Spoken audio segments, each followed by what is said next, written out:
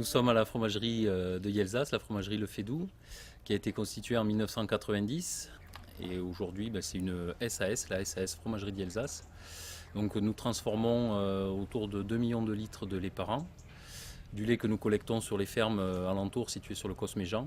Le Cosméjean, l'endroit le moins peuplé de France. Tout a commencé il y a 2 ans, très exactement, 2 ans et demi, où une hospitalisation, et suite à l'hospitalisation, on m'a diagnostiqué une spondylarthrite ankylosante.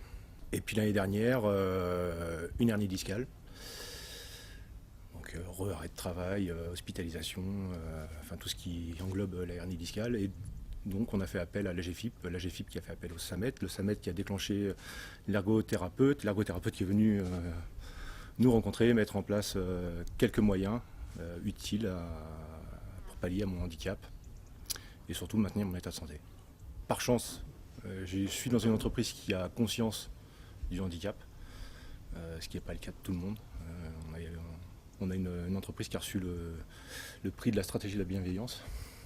Tout de suite, on a réfléchi avec lui à comment on pouvait réorienter son travail sur d'autres postes au sein de la fromagerie. Parce que notre politique à nous, elle est évidemment de vivre ensemble et de faire vivre le territoire du Cosméjean. C'est passé par le travail sur la collecte de lait. Donc là où on est sur un poste dans un camion assis, il y a certes quelques manipulations à faire, mais elles sont moins lourdes et moins récurrentes que sur le poste à l'emballage. Et on a également aussi travaillé avec Nicolas sur l'aspect maintenance, parce que là aussi il y avait des compétences qui pouvaient être intéressantes pour lui pour se réorienter dans le choix de travail. Et dernièrement aussi le travail sur la boutique, sur la vente en direct là. Donc ça nous a permis aussi de découvrir ou de redécouvrir plein de compétences de Nicolas et du coup qui peut mettre à profit tous les jours ici à la fromagerie du Fédoux. Un handicap d'abord c'est de la souffrance, ça fait mal.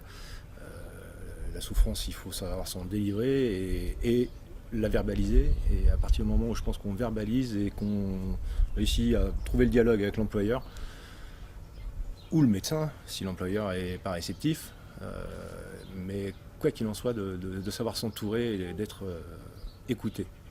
Je crois que s'il y a un message aussi à faire passer pour les employeurs ou pour les dirigeants, c'est que dans une équipe, tout le monde a des compétences. Les dirigeants ou l'employeur il recrute quelqu'un par rapport à des compétences, par rapport à des domaines précis. Même si ces compétences elles doivent être redéployées sur d'autres secteurs, c'est important de reconnaître la valeur des gens et de leur permettre aussi de se redéployer sur d'autres parties de leur travail.